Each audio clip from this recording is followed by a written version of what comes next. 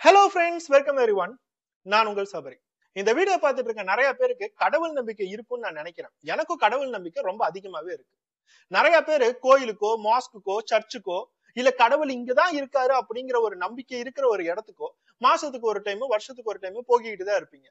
சின்ன வயசுல இருந்தே தூண்லயும் இருக்காரு, துரும்புலயும் இருக்காருன்னு சொல்லிட்டு நம்மளே வளர்த்திட்டு இருக்காங்க. சில பேரு யாரெல்லாம் நமக்கு உதவி பண்றாங்களோ அவங்கதான் நம்மளோட கடவுள், அன்பே கடவுள் அப்படிங்கறது நமக்கு சொல்லியிருக்காங்க. இவ்வளோ விஷயங்களை வச்சு வாழ்ந்த நமக்கு ஒரு சாமியை நம்ம பார்த்து கும்பிடும் போது என்னைக்காச்சும் ஒரு நாள் பயமோ, நம்ம இருக்கிற இடம் பாதுகாப்பு இல்லையோ அப்படிங்கறது தோணி இருக்கா? முழு நம்பிக்கையோட நமக்கு என்ன பிரச்சனை இருந்தாலும் மனசை ஓபன் பண்ணி அந்த சாமியை நம்ம கும்பிடுவோம். அவர் நமக்கு உதவுவாரா அப்படின்னு நம்ம நினைப்போம். வேற எதை பத்தியும் யோசிக்க மாட்டோம்.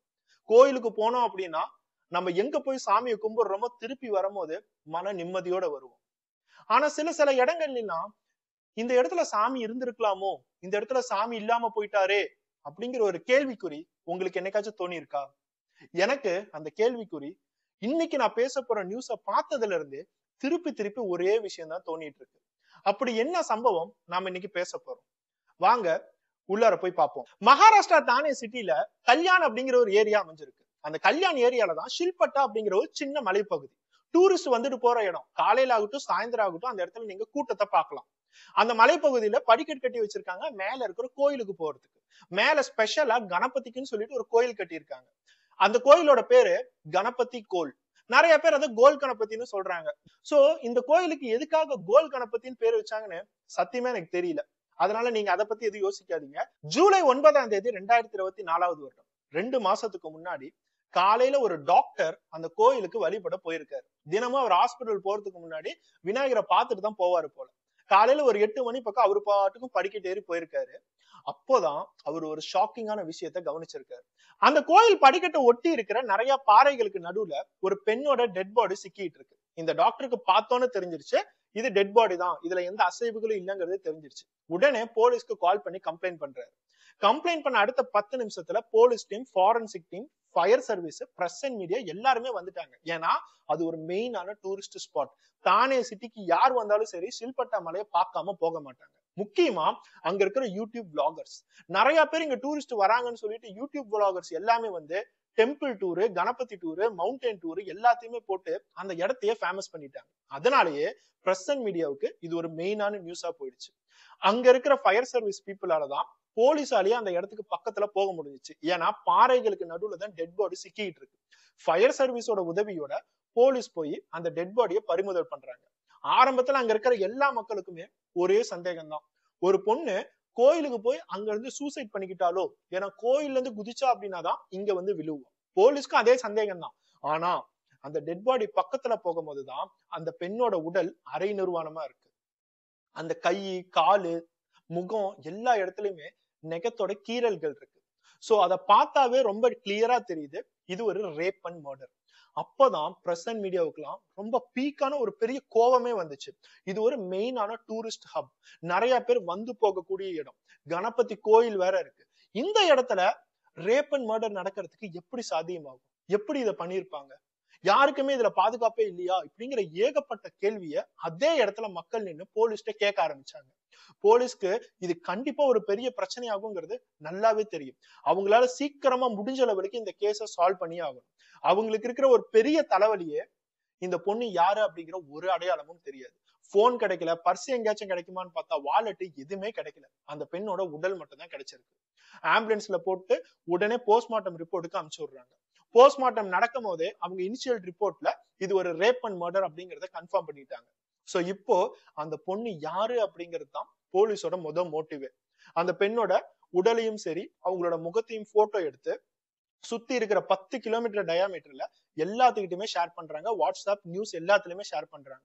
யாருக்காச்சும் இந்த பெண் அடையாளம் தெரியுமா? ஆனா போலீஸ்க்கு ஒரு இன்ஃபர்மேஷனுமே கிடைக்கல. அடுத்த ஸ்டெப்பா இந்த பெண்ணோட போட்டோவை சுத்தி இருக்கிற 25 கிலோமீட்டர் ரேடியஸ்ல இருக்கிற போலீஸ் ஸ்டேஷன் எல்லாத்துக்குமே அனுப்பிச்சு விடுறாங்க.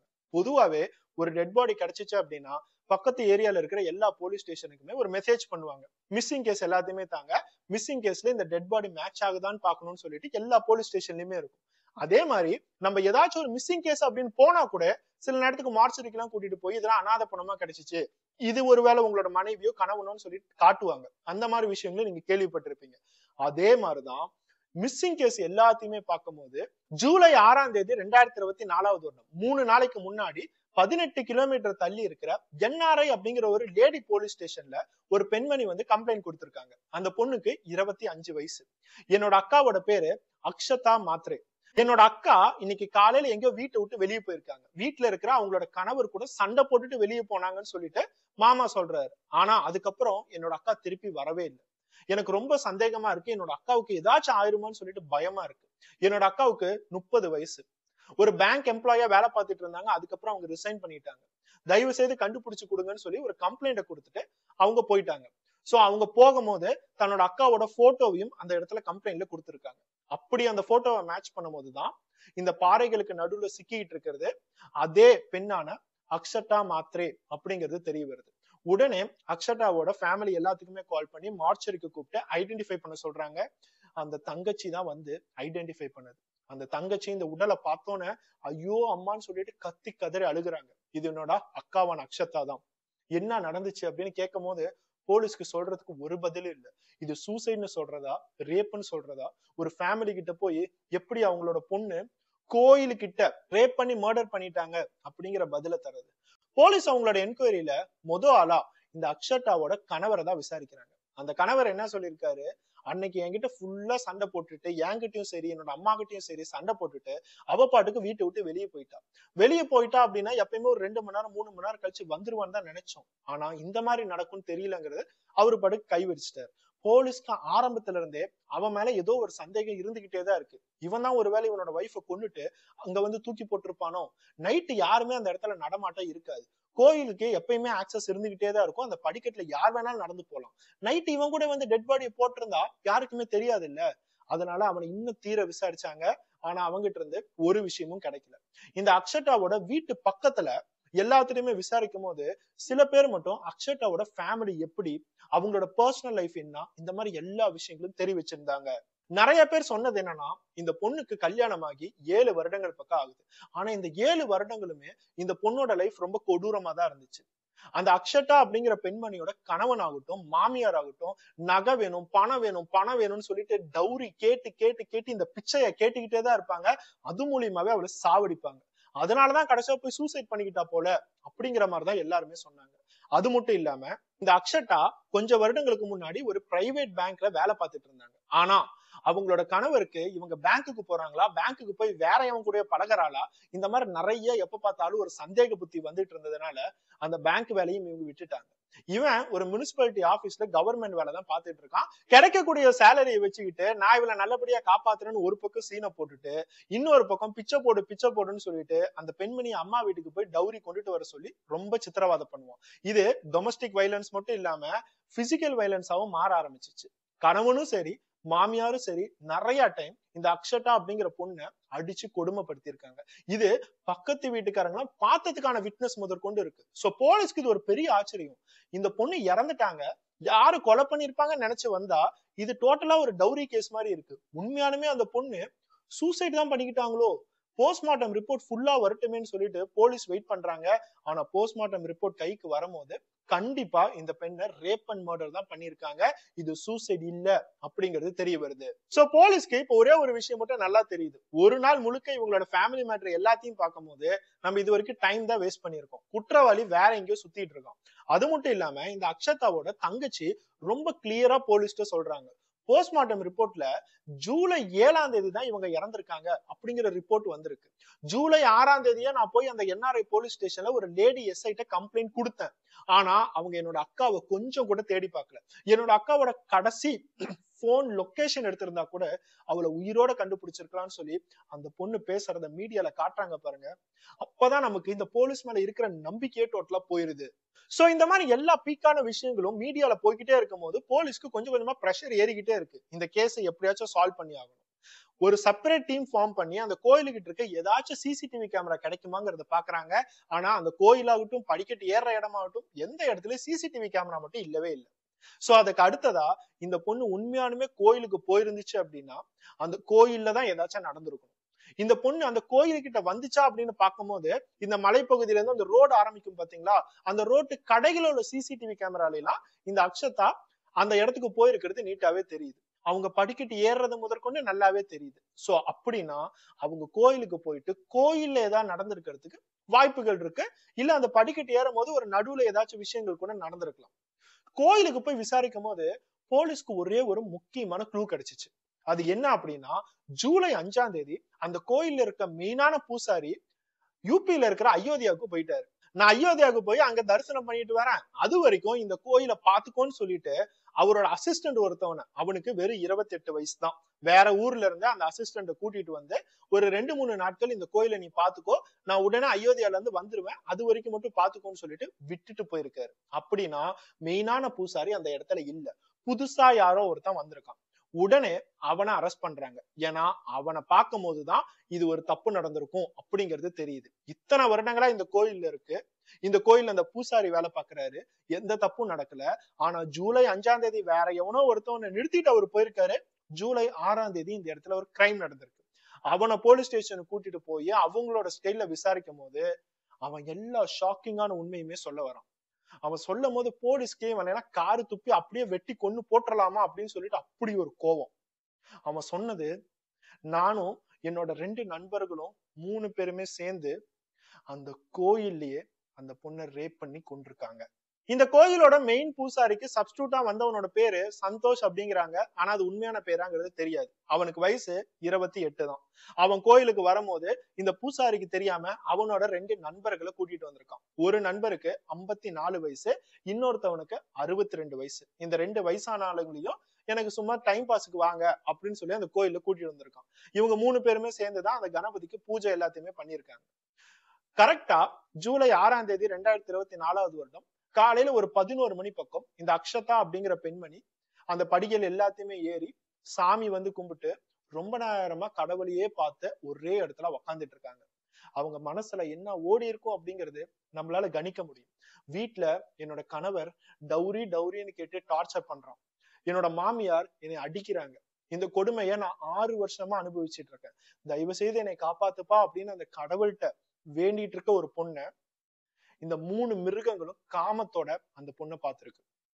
அக்ஷதா ரொம்ப நேரமா அங்க உக்காந்துட்டு இருந்ததை கவனிச்சோன்னே இவங்க 3 பேத்துக்கும் அந்த பொண்ணு மேல ஆசை வந்திருக்கு. அவளோட உடம்ப தொடணும் அப்படிங்கிற ஒரு நோக்கத்தோட சாமி பிரசாதத்தை காலையில வந்து தந்திருக்காங்க. அந்த பெண்மணி சாமி பிரசாதத்தையும் சாப்பிட்டு இருக்காங்க. மதியம் வரைக்கும் அவங்க உக்காந்துக்கிட்டேதான் இருக்காங்க. அதுக்கு அடுத்ததா சாமியோட பிரசாதம்னு சொல்லிட்டு வேற ஏதோ ஒரு விஷயத்த கொண்டுட்டு வந்து அக்ஷதாவுக்கு கொடுக்கும் போது, சரி பூசாரி தானே கொடுக்குறாரு, இவங்க எல்லாம் கடவுளுக்கு தானே சேவை பண்றாங்க அப்படிங்கிற ஒரு நம்பிக்கையில அந்த பிரசாதத்தை சாப்பிட்டு இருக்காங்க. அதே இடத்துல அவங்க மயங்கி விழுந்துட்டாங்க. கரெக்டா சொல்ல போனா அந்த பிரசாதத்துல அதுங்க எல்லாம் மயக்க மருந்து கலந்து கொடுத்துருக்குதுங்க. மதியம் டைம்ல அந்த கோயிலுக்கு யாருமே வரமாட்டாங்க, நல்லா வெயில் அடிக்கும். அதனால இவங்க மயங்கி விழுந்ததோ இந்த 3 பேர் இந்த விஷயத்த பண்ணதோ யாரும் பார்க்கவே இல்லை. அக்ஷதா அந்த இடத்துல மயங்கி விழுந்தோன்னு அக்ஷதாவை உடனே அந்த கோயில்ல இருக்கிற ஸ்டோர் ரூமுக்கு தூக்கிட்டு போயிருக்காங்க. ஸ்டோர் ரூம்குள்ளார வச்சு பூட்டிட்டாங்க. ஏன்னா சாயந்தரம் எல்லா மக்களும் திருப்பி கோயிலுக்கு வருவாங்க. அக்ஷதா மயக்கமான நிலைமையில அந்த ஸ்டோர் ரூம்ல இருக்கும் போது இந்த 3 பிறவிகளும் கணபதிக்கு பூஜை பண்ணிட்டு இருந்திருக்குங்க. கணபதிக்கு டோட்டலா பூஜை பண்ணி மக்கள் எல்லாம் வந்துட்டு போனதுக்கு அப்புறம் நைட்டு ஒரு 9 மணி பக்கம் கோயிலை சாத்தினதுக்கு அப்புறம் இந்த 3 இதுங்களை எப்படி சொல்றது அப்படின்னே தெரியல, அப்படிப்பட்ட கேவலமான ஈன பிறவிகள் இந்த 3 பேருமே ஸ்டோர் ரூமுக்கு போய் அந்த பொண்ணு மயக்கத்துல இருக்கும் போதே ரேப் பண்ணிருக்காங்க. 3 பேரும் ரேப் பண்ணி முடிச்சதுக்கு அப்புறம் அந்த பொண்ணு மயக்கத்திலேயே வச்சிருக்காங்க. நைட்டு ஃபுல்லா அந்த பொண்ணை யூஸ் பண்ணதுக்கு அப்புறம் காலையில விடிகாலையில ஒரு 4 மணி பக்கம் அக்ஷதாவுக்கு மயக்கம் தெளிஞ்சிருக்கு. கொஞ்சம் யோசிச்சு பாருங்க, கடவுளை கும்பிட்டு இருந்த பொண்ணு அதுக்கப்புறம் என்ன நடந்துச்சு அப்படின்னு அந்த பொண்ணுக்கே தெரியல. காலையில 4 மணிக்கு எந்திரிச்சு இருட்டுல பார்க்கும் போது அக்ஷதா கத்த ஆரம்பிச்சுட்டாங்க. கத்த ஆரம்பிக்கும் போது இந்த 3 பேத்துக்கும் அவளை எப்படி அடக்குறதுன்னு தெரியல. அவளை சரமாரியா அடிக்க ஆரம்பிச்சுட்டாங்க. அடிச்சு தலை எல்லாத்தையுமே தரையில போட்டு இடிச்சு ஒருத்தன் கைய பிடிச்சு இன்னொருத்தவன் காலை பிடிச்சு இன்னொருத்தவன் கழுத்தை நடிச்சு கொலை பண்ணியிருக்கான். ரேப் பண்ணி முடிச்சது மட்டும் இல்லாம இந்த விஷயம் எங்கேயுமே தெரியக்கூடாதுன்னு சொல்லிட்டு அந்த கோயிலுக்குள்ளார அந்த பெண்மணியை கொன்னுட்டாங்க. இதெல்லாம் நம்ம யோசிக்கும் போது எவ்வளவு அவங்க மேல கோபம் வரும் அப்படின்னா நேர்ல கேட்ட அந்த போலீஸ்க்கு எவ்வளவு கோபம் வந்திருக்கும் அப்படிங்கறத கொஞ்சம் யோசிச்சு பாருங்க. அக்ஷதா இறந்து போன அந்த நாள் டோட்டலாவே அவங்க ஸ்டோர் ரூம்ல தான் அந்த டெட் பாடி இருந்துச்சு. ஒரு பக்கம் ஸ்டோர் ரூம்ல டெட் பாடியை டம்ப் பண்ணி பூட்டு போட்டுட்டு இவங்க வந்து விநாயகருக்கு பூஜை பண்ண ஆரம்பிச்சிட்டாங்க. காலையில எல்லா மக்களும் வந்திருக்காங்க, அதுக்கப்புறம் திருப்பி சாயந்தரம் எல்லா மக்களும் வந்திருக்காங்க. சாயந்தரம் திருப்பி எல்லா பூஜையும் முடிச்சு கோயில க்ளோஸ் பண்ணதுக்கு அப்புறம் தான் இப்ப இந்த டெட் பாடியை எப்படி டிஸ்போஸ் பண்றதுங்கிறத அவங்க பிளான் பண்ணிட்டு இருக்காங்க. இன்னும் 2 நாள்ல பெரியசாமி வந்துருவாரு. அந்த பூசாரி அயோத்தியாவுக்கு போயிருக்காரு, அவர் வந்துருவாரு. அதுக்குள்ளார இந்த எல்லா விஷயங்களும் நம்ம முடிக்கணும். டெட் பாடியா அடுத்த நாள், அதாவது ஜூலை 8ஆம் தேதி விடிகால அந்த அக்ஷதாவோட உடம்ப கோயில்ல இருந்து அப்படியே தூக்கி வீசி இருக்காங்க. அவங்க தூக்கி வீசும் போது ஏதோ ஒரு பாறையில போய் விழுவும், யாருக்கும் தெரியாது. ஏதோ ஒரு பாறைகளுக்குள்ளார சிக்கிக்கும், கழுகுகள் எல்லாத்தையும் கடிச்சிரும். அப்படியே ஏதாவது தெரிஞ்சா கூட இது ஒரு சூசைட் அப்படிங்கறத நினைப்பாங்கன்னு சொல்லிட்டு அவங்க எல்லா செட்டப்பையுமே பண்ணிட்டாங்க. டெட் பாடி தூக்கி போட்டாங்க. ஆனா ஒரு நாள் முழுக்க ஜூலை 8ஆம் தேதி கூட அந்த பிணத்தை யாருமே பார்க்கல. ஜூலை 9ஆம் தேதி ஒரு டாக்டர் யதார்த்தமா அந்த இடத்துல பறவைகள், காக்கா எல்லாத்தையுமே சுத்திட்டு இருக்கிறத பார்த்துட்டு கவனிச்சு பார்க்கும் போதுதான் பாறைகளுக்கு நடுவுல ஒரு டெட் பாடி சிக்கிக்கிட்டு இருக்கிறத அவரு கவனிச்சாரு. சோ இப்போ போலீஸ்க்கு எல்லா விஷயங்களும் தெரிஞ்சிருச்சு. உண்மையை சொல்ல போனா அந்த டாக்டர் கண்டுபிடிக்கல அப்படின்னா அடுத்த 2 நாட்கள்ல காக்கா, கழுகு எல்லாமே வந்து அந்த டெட் பாடியை சாப்பிட்டு கடைசியா எலும்பு கூட மட்டும் தான் மிச்சமா இருக்கும். கடைசி வரைக்கும் இந்த பெண்மணி எங்க போனாங்க அப்படிங்கறது யாருக்கும் தெரிஞ்சிருக்காது. இன்னொரு சைடு அயோத்தியா போன பூசாரி ஒருவேளை இதுக்கு உடந்தையா இருப்பாரோ, அவருக்கும் இதெல்லாம் தெரிஞ்சிருக்குமோ அப்படின்னு சொல்லிட்டு அந்த பூசாரியை விசாரிக்கும் போது அவர் என்ன சொல்லியிருக்காரு, சத்தியமா எனக்கு தெரியாது, இவனை நான் விட்டுட்டு தான் நான் அயோத்தியாவுக்கு போனேன். ஆனா இவனோட 2 ஃப்ரெண்ட்ஸையும் இவன் கூட்டிட்டு வந்து இவங்க இப்படி எல்லாம் தப்பு செய்வாங்கன்னு சொல்லிட்டு எனக்கு தெரியவே தெரியாதுன்னு சொல்லிட்டு அவர் கைய விடிச்சிட்டாரு. தானே சிட்டில இருக்கிற எல்லா மக்களுக்குமே இந்த நியூஸ் பரவ ஆரம்பிக்குது. எல்லா ஹவுஸ் ஒய்ஃப்மே சேர்ந்து ப்ரொட்டஸ்ட் பண்ண ஆரம்பிக்கிறாங்க. நிறைய பேர் தெருவுக்கு தெரு அக்ஷதாவுக்கு நீதி வேணும், ஜஸ்டிஸ் ஃபார் அக்ஷதான்னு சொல்லிட்டு ப்ரொட்டஸ்ட் பண்ண ஆரம்பிச்சாங்க. இந்த 3 பேத்துக்கும் கண்டிப்பா தூக்கு தண்டனை தந்தே ஆகணும். சில பேர் இவங்க 3 பேத்துக்கும் இவங்க ஆண்னு சொல்லக்கூடிய அந்த உறுப்பையே கட் பண்ணிட்டு இவனை தூக்குல போடணும், அது பப்ளிக்ல செய்யணும் அப்படின்னு சொல்லி முதற்கொண்டு அந்த நியூஸ் ஆர்டிகளுக்கு கமெண்ட் பண்ணிக்கிட்டு தான் இருக்காங்க. இன்னமும் அது நடந்துகிட்டு தான் இருக்கு. இவங்க 3 பேத்து மேலேயும் சார்ஜ் ஷீட் ஃபைல் பண்ணி கரெக்டான எவிடன்ஸ் எல்லாத்தையுமே கொண்டுட்டு வந்து கோர்ட்ல கேஸ் நடந்துகிட்டு தான் இருக்கு. இவங்களை ரிமாண்ட் பண்ணிருக்காங்க. இவங்களுக்கு கண்டிப்பா எங்களால முடிஞ்ச லெவலுக்கு தூக்கு தண்டனை வாங்கியே தருவோம்னு சொல்லிட்டு போலீஸ் எல்லாத்துக்குமே ஒரு பெரிய ஸ்டேட்மெண்டே கொடுத்திருக்காங்க. இதுல இன்னொரு முக்கியமான விஷயம் என்னன்னா, போலீஸ் இதை ரேப் கேஸா மட்டும் எடுக்காம, ரேப் அண்ட் மர்டரா மட்டும் கருதாம, இதுக்கு காரணமா இருந்த இந்த பெண்ணோட கணவன் ஆகட்டும், இந்த பெண்ணோட மாமியார் ஆகட்டும், அவங்களை முதற்கொண்டு டவுரி கேஸ்ல அரெஸ்ட் பண்ணிருக்காங்க. நீங்க டவுரி கேட்டு 6 வருஷம் பக்கம் இந்த பெண்மணியை சித்திரவதை பண்ணிருக்கீங்க. உங்களோட சித்திரவாதையால தான் அவ இந்த இடத்துக்கே வந்தா. ஆனா தன்னோட மனைவி அங்க வந்ததுக்கு அப்புறம் ஒரு கால் பண்ணி கேட்கணும்னு கூட உனக்கு தோணல. அவங்க 2 பேத்து மேல டவுரி கேஸ் ஃபைல் பண்ணிருக்காங்க. இதெல்லாம் தாண்டி அந்த பெண்மணியோட தங்கச்சி போய் NRA அப்படிங்கிற போலீஸ் ஸ்டேஷன்ல ஒரு லேடி இன்ஸ்பெக்டர்கிட்ட கம்ப்ளைண்ட் கொடுக்கும் போது அவங்க அப்பவே போனை ட்ரேஸ் பண்ணி செக் பண்ணியிருந்தா அன்னைக்கு நைட்டே இந்த கோயிலுக்கு வந்து கண்டிப்பா இவங்களே பிடிச்சிருக்கலாம். இவங்க உயிரோட இருக்கும் போதே அக்ஷதாவை நம்ம காப்பாத்தி இருக்கலாம். இது எதுவுமே பண்ணாம கம்ப்ளைண்ட் வாங்கி கம்ப்ளைண்ட் காப்பி கொடுத்துட்டு சும்மா உக்காந்துட்டு இருந்தா அப்புறம் அந்த பெண்மணி என்னதான் பண்ண முடியும்? அந்த பெண்மணி இறந்ததுக்கு இவங்களும் ஒரு காரணம் அப்படிங்கறதுனால அவங்களையும் சஸ்பெண்ட் பண்ணிருக்காங்க. இந்த வீடியோ பார்த்துட்டு இருக்க எல்லாருக்குமே நீங்க ஆரம்பத்துல கோயிலுக்கு போறீங்களா, சர்ச்சுக்கு போறீங்களா, மாஸ்க்கு போறீங்களா, அங்கெல்லாம் பாதுகாப்பா தான் இருக்கீங்களா, இந்த மாதிரி நிறைய விஷயங்கள் கேட்டேன். இப்ப உங்களுக்கு நான் எதுக்காக கேட்டேங்கிறது புரிய வரும்.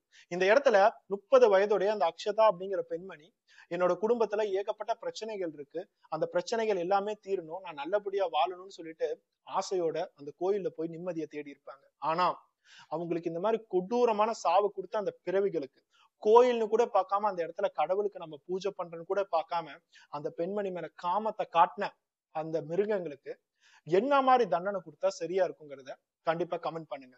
என்னை கேட்டா நான் இந்த நியூஸ் ஆர்டிகல் படிக்கும் போது ஒரே ஒரு கமெண்ட்டை மட்டும் நான் திருப்பி திருப்பி ஞாபகப்படுத்துறேன். இந்த மாதிரி பிறவிகள் எல்லாத்துக்கும் அவங்க ஆண்னு சொல்லக்கூடிய அந்த ஆணுறுப்ப அறுத்து தூக்குல பப்ளிக்ல போட்டா மட்டும்தான் அடுத்தது இந்த மாதிரி ஒருத்தன் செய்யறதுக்கு பயப்படுவோம். அடுத்தது இந்த மாதிரி ஒரு அக்ஷதாவை நம்ம பார்க்க மாட்டோம். அடுத்தது இந்த மாதிரி ஒரு நியூஸ் நம்மளோட கண்ணுக்கு வராது.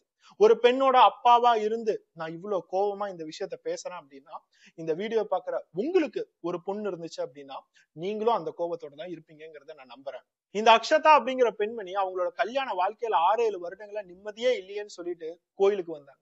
அந்த கோயில்ல இந்த 3 பொறுக்கிங்களும் அவங்களுக்கு ஒரு நிம்மதியான சாவு கூட தரல. அந்த சாவு கூட இந்த பெண்மணிக்கு கொடூரமா தான் தந்திருக்காங்க. அட்லீஸ்ட் இந்த அக்ஷதாவோட ஆத்மாவாவது சாந்தி அடையட்டும்னு சொல்லிட்டு நம்ம வேண்டிக்குவோம். நெக்ஸ்ட் ஒரு வீடியோட பார்ப்போம். Bye by.